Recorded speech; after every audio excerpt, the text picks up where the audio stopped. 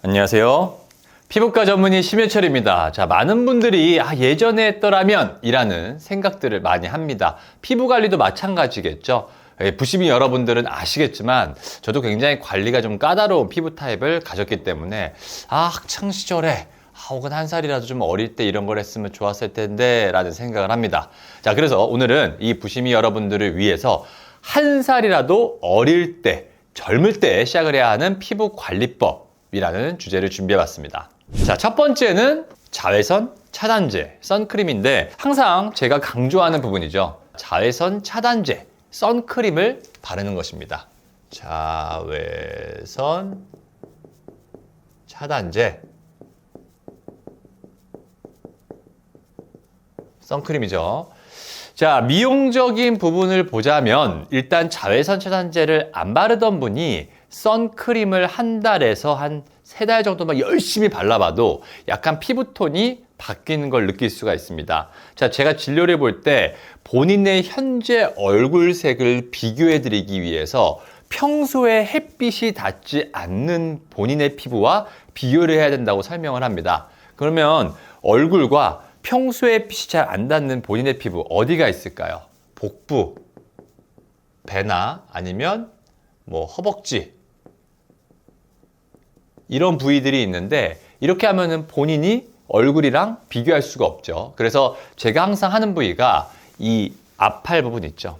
우리 직립보행 시에 그나마 햇빛이 덜 받는 부위가 바로 이 팔뚝의 안쪽 면이기 때문에 이 팔뚝의 안쪽 면과 비교를 좀 많이 시켜드립니다. 팔뚝의 안쪽 면.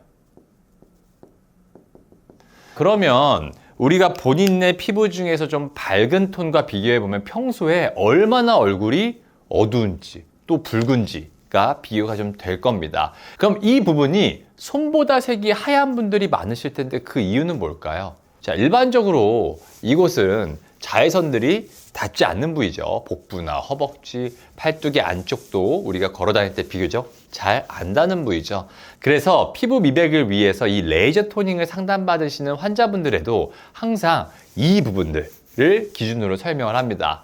그런데 어릴 때부터 선크림을 잘 바른다면 어떻게 될까요? 자, 이러한 자외선 관리가 하루 이틀 또 수개월, 수년 이렇게 누적이 된다면 당연히 미용적인 관점에서 보더라도 비싼 토닝 레이저를 받는 것과 어느 정도 같은 효과를 볼 수가 있겠죠. 또한 단순히 이 피부 미용뿐만 아니라 피부 건강에도 효과를 주는데, 자, 어떻게 하면 피부 건강 효과를 주는 거냐? 첫 번째는 피부 미용이었죠. 피부 미용은 당연히 미백, 하얘지는 걸로 효과가 있는 거고, 선크림이요. 두 번째로는 피부 건강. 뭐냐면 바로 항노화. 노화를 막아주는 역할을 합니다. 항노화. 자, 그럼 선크림이 어떻게 해서 노화를 막아주냐? 우리가 단순히 타지 않고 밝은 피부를 얻는 이 첫 번째 미백 효과뿐 아니라 피부 노화를 막는 항노화 효과도 같이 있다는 건데, 이 노화는 보통 다양한 이유가 있지만 첫 번째로는 생리적인 노화가 있고요. 그러니까 말 그대로 그냥 나이가 드는 이러한 현상, 내인적으로 늙어가는 현상, 이 생리적 노화가 있고, 두 번째로는 외인적인 노화가 있어요. 여기 대표적인 게 뭐냐면 바로 햇빛 때문에 생기는 광노화가 여기에 해당이 됩니다. 두 번째, 이 외부 요인 있잖아요. 이 외인적 효과. 이 외인적 효과에는 사실 기후나 계절, 생활 환경, 잘못된 피부 케어, 이러한 다른 요인들도 있지만 이 자외선으로 인한 광노화가 가장 큰 요인입니다. 이렇게 자외선에 노출되어 일어나는 노화를 광노화라고 얘기를 하는데, 선크림이 바로 이 광노화를 막아주는 역할을 하죠. 선크림이 막아주는 역할을 합니다. 또한 이 검버섯이나 기미 등 관련 질환을 좀 예방하고 관리하는 데도 필수적이며, 얼굴에 있는 점이 흑색 쪽이나 피부암으로 발전하는 것도 막아줍니다. 자, 근데 많이들 걱정하는 게 있어요. 원장님, 우리 비타민 D 합성이 햇빛을 안 쐬면 힘들다던데 건강 유지에 너무 이게 안 좋은 거 아니에요? 비타민 D. 그쵸? 실제로 저희 어머니도 비타민 D 합성에 대한 TV에서 이제 하는 내용을 듣고 양재천에서 실제로 막 햇빛을 그대로 쬐시려고 선블럭을 안 하고 다니시던 경우가 있어서 제가 절대 그렇게 하지 말라고 말씀을 좀 드렸습니다. 자, 피부과의 유명한 논문에서 우리나라 정도의 위도를 가진 나라에서 사람들이 평균적으로 이 양손바닥에 쬐어지는 자외선의 양 정도로 한두 시간 안쪽만 있더라도 충분히 하루에 필요한 비타민 D의 양이 합성된다는 논문도 있습니다. 우린 거기에다가 비타민 D를 반드시 햇빛 때문에만 만들어내는 게 아니라 뭐 때문에도 만들어내죠? 음식. 우리 비타민 D가 풍부한 음식들 얘기 많이 하잖아요. 뭐 등푸른 생선부터 시작해서 뭐 연어 뭐 이런 것들 있죠. 그래서 이 비타민 D를 먹는 것으로도 충족시킬 수가 있기 때문에 이거를 우리가 굳이 햇빛에서 자외선을 그대로 맞는 거는 바로 뭘 악화시킨다? 이 광노화로 인한 외인적 노화뿐 아니라 미백에도 문제가 된다라는 것입니다. 그래서 비타민 D 합성 때문에 난 선크림을 바르지 않겠어. 이런 생각은 그냥 고이 접어두시길 바랍니다. 그러면 선크림을 선택을 할 때 어떻게 해야 될까? 선크림을 선택할 때 주의할 점을 말씀드리자면 여드름이 많이 나는 학생분들이나 아니면 뭐 노화 및 잘못된 피부 관리로 이 피부 장벽이 건강하지 않는 분들의 경우에는 사실 이 선크림 제품 선택에 유의를 해야 하는데요. 이런 분들은 피부에 자극이 덜한 무기자차 제품군을 선택하시기를 권해드립니다. 자, 무기자차는 물리적 자외선 차단제로 자, 외부에서 말 그대로 물리적으로 자외선을 막아주는 역할을 하는 것이고요. 이거 말고 뭐가 있죠? 두 번째로는 유기자차가 있습니다. 유기자차는 화학적 자외선 차단제의 줄임말인데 자, 그럼 무기자차가 뭘 의미하는 거냐면 아주 쉽게 설명을 해볼게요. 이 무기자차라고 하는 거는 말 그대로 피부가 있어요. 이렇게 표피랑 진피가 있습니다. 여기에 자외선 차단제가 피부 안에 흡수가 되지 않고 밖에서 물리적으로 막아주는 거예요. 자, 그러면 외부로부터 자외선이 들어올 때 아예 이 피부 바깥쪽에서 블로킹을 시키는 거죠. 자, 그러면 장점은 이 무기자차의 화장품의 성분이 피부 안으로 투과되지가 않으니까 피부가 예민한 사람들이 이러한 화장품의 성분 때문에 더 예민해지는 이러한 현상들을 막아줄 수가 있겠지만 또 뭐가 단점일 수 있을까요? 얘네가 자연스럽게 흡수가 되지 않고 피부 표면에서 덩그러니 딱 남아서 자외선을 막아줘야 되니까 이러한 물질들 때문에 바로 백탁 현상이 좀 생길 수가 있어요. 여기에는 티타늄 디옥사이드와 징크 옥사이드라는 성분이 있거든요. 물리적 자외선 차단제는 이렇게 티타늄 디옥사이드와 징크 옥사이드로 나뉘는데 얘네 둘 다 굉장히 하얀색 고운 가루처럼 되어 있기 때문에 걔네들이 피부 표면에서 이런 식으로 막을 형성하고 있으니까 실제로 어떤 현상이 보일 수가 있다? 백탁, 좀 하얗게 들떠 보이는 현상이 있었었는데 실제로 요즘에 관련 제조 기술력이 올라가면서 이러한 백탁 현상이 절대 예전처럼 심하지 않습니다. 그래서 실제로 제가 개발한 이 더셀랩 선크림도 무기자차 SPF 50인데 실제로 써보면은 거의 피부톤이거든요. 그러니까 이런 식으로 요즘에는 많이 개선이 됐다. 근데 이 화학적 자외선 차단제는 그러면 문제점이 뭐가 있냐면 아무래도 피부 안쪽으로 이런 식으로 화장품이 흡수가 되겠죠. 이렇게 피부 안쪽으로 흡수가 돼서 얘네들이 자외선이 들어왔었을 때 이 자외선을 흡수를 시킵니다. 자, 그러면 피부 안에 있는 이 유기자차의 성분이 첫 번째, 피부 안쪽으로 흡수가 되니까 피부가 예민한 사람들 같은 경우에 이 화학 성분에 의해서 좀 더 예민해질 수가 있겠죠. 그리고 두 번째, 이 뜨거운 자외선이 피부 안에 들어가서 흡수가 되니까 여기에 뭐가 나타날 수 있을까요? 열감이 나타날 수가 있겠죠. 열감. 네. 그렇기 때문에 피부가 예민한 사람들의 경우에는 유기자차보다 뭘 써야 될까요? 무기자차를 사용을 해야 하는 것입니다. 자, 또한 최근 들어서 뭐 비비크림, CC크림으로 색을 띠고 막 커버하는 제품들이 있는데 이러한 제품에 포함되어 있는 게 뭐냐면 바로 아이언 옥사이드라는 거예요. 아이언 옥사이드.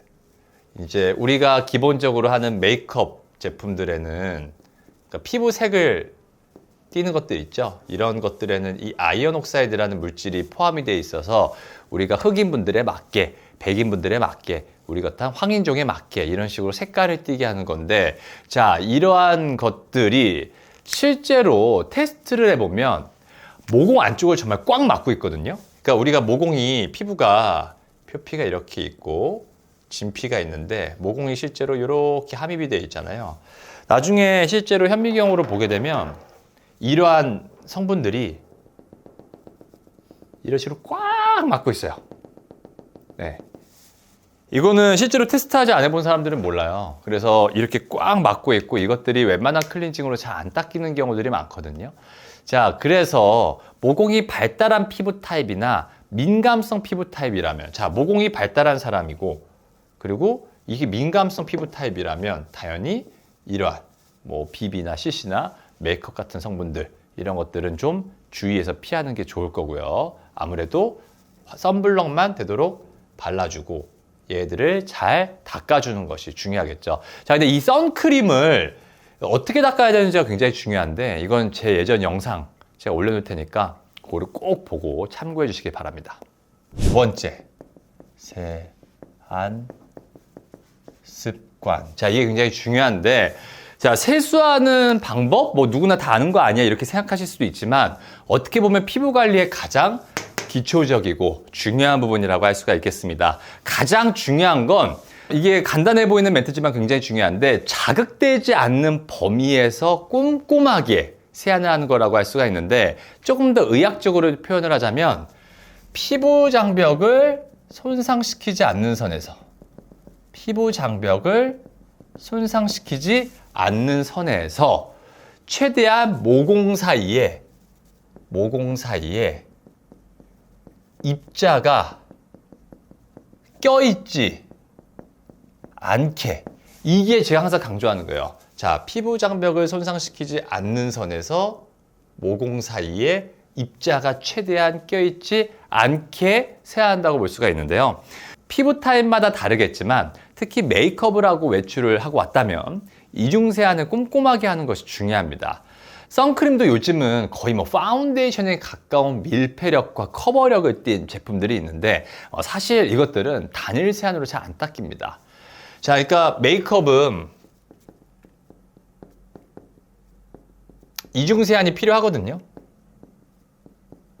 근데 이제 문제점이 뭐냐면 바로 이 선크림이에요.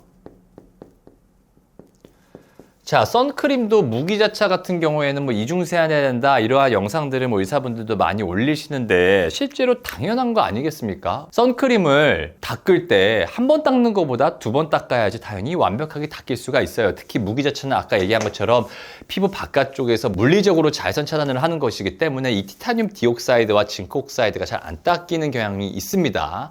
하지만 우리가 선크림은 요즘에 거의 매일 하시죠.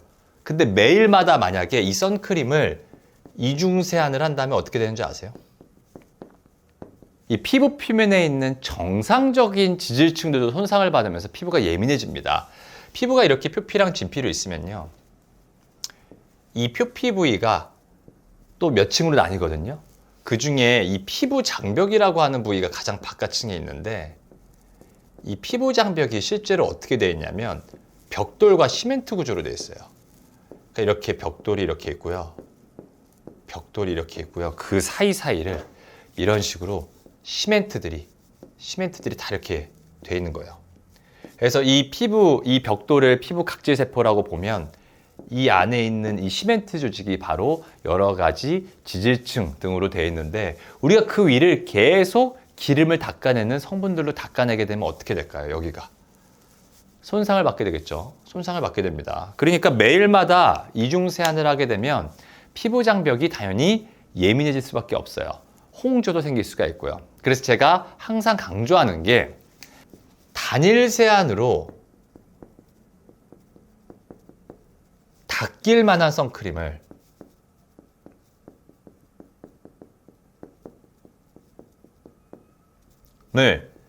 단일 세안으로 닦일 만한 폼 클렌저로 닦는 게 되게 중요합니다. 이게 되게 중요한데요. 우리가 선크림을 선택을 해서 썼을 때 요즘엔 당연히 굉장히 차폐력, 뭐 오일 프리, 워터 프리 이렇게 해가지고 피부에 굉장한 차폐력을 보이고 색깔 톤을 띠게 되고 이러기 때문에 웬만한 제품들이 사실은 단일 세안으로 잘 안 닦이는 경향들을 보이는 경우가 있어요. 근데 우리가 평상시에 뭐 서핑 같은 걸 하면서 물이 계속 얼굴에 닿거나 이러지 않잖아요. 그러니까 일상적인 생활을 해서 썼을 때는 얘네들이 단일 세안으로 닦일 만한 선크림을 단일 세안으로 닦일 만한 폼 클렌저로 사용해 주는 게 중요하거든요. 그러니까 결국은 제품을 선택할 때 이 세정의 용이성을 되게 따지는 게 중요합니다. 세정의 용이성을 보는 게 되게 중요해요. 그래서 특히 최근 들어서 이 약산성 클렌징 폼이 굉장히 유행이죠. 약산성 클렌징 폼. 약산성 클렌징 폼. 약산성 폼 클렌저. 굉장히 좋죠. 피부는 우리가 pH가 옛날에 배웠던 pH, 산과 염기를 떼었었을 때 pH가 약산성 정도를 띄었었을 때 피부가 가장 건강한 상태가 맞아요. 그러니까 우리가 약산성 폼 클렌저를 안 쓰면 큰일 날 것처럼 얘기를 하는 경우들이 있는데 실제로 피부에 무조건 좋다라고 생각해서 이거를 사용하면 이러한 선블럭이나 메이크업 성분들이 제대로 안 닦여지는 경우들도 굉장히 많습니다. 그래서 본인의 피부 상황에 맞게 판단을 해야 되는데요. 물론 당연히 자극을 덜 주는 게 중요합니다. 그렇지만 이 약산성 폼 클렌저만으로는 단일 세안을 했었을 때 제품에 따라서 선크림이나 메이크업 성분들이 제대로 씻기지가 않아서 잔류해서 모공을 막아가지고 오히려 화이트헤드나 여드름이 생기고 피부에 더 자극으로 작용을 할 수가 있습니다. 자, 물론 피부 상태에 따라 다르지만 선크림이나 메이크업 이외에는 그래도 어느 정도 좀 닦일 수 있을 만한 닦일 만한 폼 클렌저를 사용을 하는 게 중요하기 때문에 제가 선크림 이후에는 되도록이면 약 알칼리성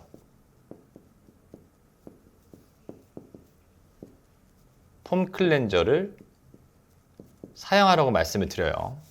자, 이거는 당연히 제가 병원에 오시는 십수만 명의 환자분들한테 뭐 저희 병원 다니시는 분들 알겠지만 제가 항상 첫날에 이것부터 교육을 하는데 실제로 이런 식으로 약 알칼리성 제품으로 닦아내는데 문제는 계속 약 알칼리성을 쓰라는 게 아니라 선블럭이나 메이크업을 한 이후에는 제품을 사용하지만 그 나머지 시간에는 항상 뭘로? 약산성 폼 클렌저로 사용을 하라고 말씀을 드립니다. 즉 아침 세안과 저녁 세안을 좀 달리 해주라고 말씀을 드리는데 저녁이라고 하는 게 꼭 저녁 시간이 아니라 그냥 선블럭과 메이크업이 돼 있는 이후에는 우리가 약 알칼리성을 써주고 그리고 그 나머지 시간에는 피부의 손상을 최대한 덜 주게 하기 위해서 약 산성을 쓰라고 말씀을 드리는 겁니다. 뭐 예를 들어 주말에 집에만 있었어요. 그러면 선크림도 안 발랐어요. 한다면 약산성 세안제만 계속 사용을 해주시는 거죠. 예민한 피부 상태라면 약산성 세안제도 아니라 아예 그냥 물로만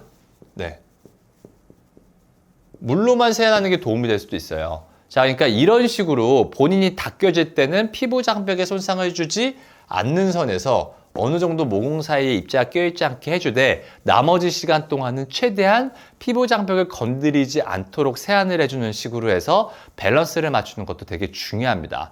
자, 또 뜨거운 물로 막 모공을 열어주고 막 피부를 적신 다음에 클렌징 이후에는 막 차가운 물로 모공을 닿는 느낌으로 세안하는 분들이 종종 계신데 제가 SBS 방송에서도 한번 언급을 했었는데 일시적으로 모공을 열어서 관리샵이나 피부 시술을 할 때 피지를 빼는 데 기여할 수가 있죠. 그래서 실제로 관리샵이나 이런 데서 모공 열어주기 위해서 뜨거운 우리가 뭐 스팀이나 뭐 뜨거운 것들을 해주는 경우도 있는데 우리가 세안을 위해서 하루에 2번씩 매일 세안을 하죠. 매일마다 뜨거운 물과 찬물을 반복하게 되면 이 피부 표면에 있는 혈관이 확장과 수축을 하면서 늘어나게 돼서 홍조도 악화되고 피부 장벽도 더 손상받게 되어서 좋지 않습니다. 그러니까 이론상으로는 좋아 보일 수 있지만 이렇게 모공을 계속 이렇게 풀었다가 닫았다 하면 결국 모공이 늘어나서 커질 수밖에 없겠죠. 자, 그러므로 미온수로 그러니까 살짝 시원한 느낌이 드는 살짝 차가운 찬 기운이 느껴지는 그러한 미온수로 항상 일정한 온도의 물로 꼼꼼히 세안을 하는 것이 가장 좋겠습니다. 자, 세 번째는 기초 케어 및 피부 장벽 관리입니다. 자, 이게 무슨 말이냐?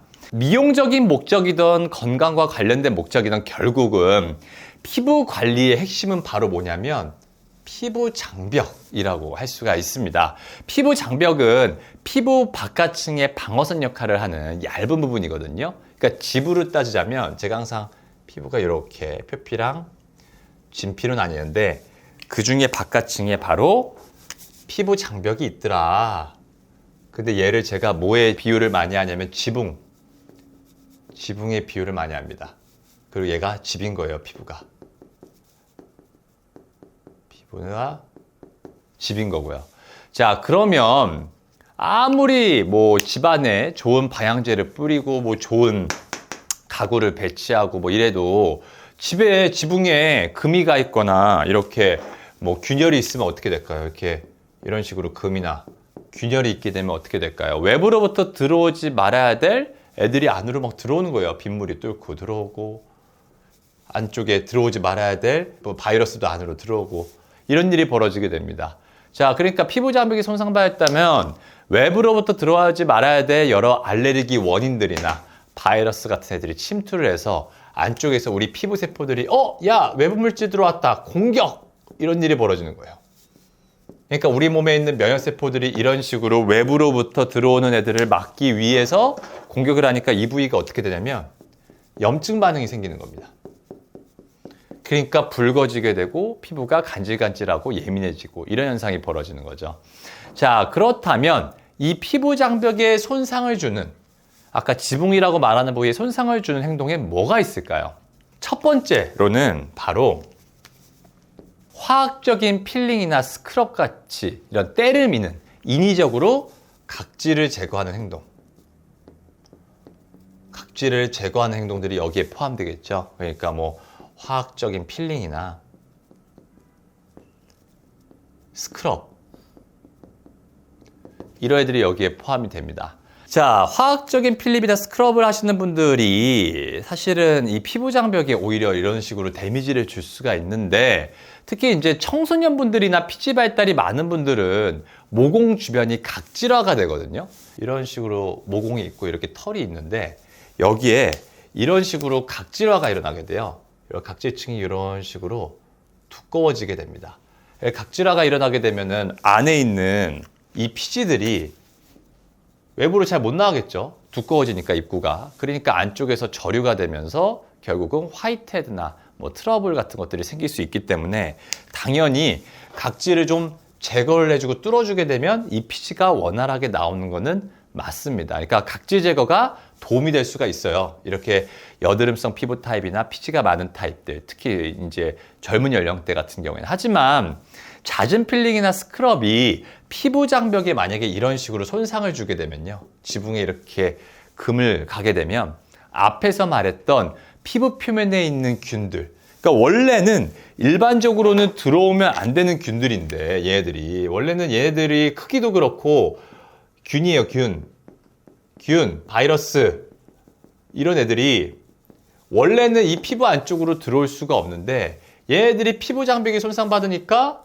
안으로 침입이 되면서 감염을 시키게 되는 그러니까 모낭염, 뾰루지 같은 것들도 더 잘 생길 수가 있습니다. 그래서 특수한 경우가 아니라면 이러한 제품 사용이나 사실 행동, 뭐 시술은 지양하는 게 좋겠고요. 또 너무 유분기가 많지 않은 앰플 등의 이러한 기초 화장품을 좀 빈도수를 자주 해서 발라주는 형태를 하는 것이 피지가 몽을 되도록 막지 않으면서 보습을 할 수 있는 방법일 수가 있겠습니다. 첫 번째 나쁜 행동은 바로 각질 제거를 하는 거였고요. 이 피부 장벽을 손상시키는. 두 번째로 이 피부 장벽을 손상시키는 게 바로 뭐냐면 충분한 보습을 안 하는 경우인데 자, 보습이 부족한 경우에 피부 장벽은 데미지를 입을 수가 있습니다. 그렇기 때문에 이 피부 내부의 보습과 피부 외부의 보습 양쪽을 모두 신경을 써야 됩니다. 피부 내부의 보습이라 하면 결국은 충분한 수분 섭취를 권하는 건데요. 또한 환절기나 겨울철에 온도 차이가 좀 크거나 건조한 환경에 놓인 경우에는 외부의 보습을 좀 더 신경 써주시는 것도 중요하겠죠. 근데 여기서 중요한 게 뭐냐면 무조건 많은 제품을 바르는 게 좋다는 게 아니라 화장품의 종류는 좀 줄일수록 좋다라는 겁니다. 우리가 피부가 이렇게 그림을 그렸었죠. 이렇게 표피가 있고 진피가 있고요. 이렇게 털구멍이 있고요. 피지샘이 이렇게 매달려 있어요. 예를 들어. 근데 우리가 건조하다라고 해서 여기다가 이제 유분기 있는 거를 이렇게 발랐어요. 또 그 다음에 또 두 번째로 이렇게 발랐어요. 그리고요, 또 조금 있다가 이런 식으로 발랐어요. 자, 그리고 조금 있다가 또 이런 식으로 발랐어요.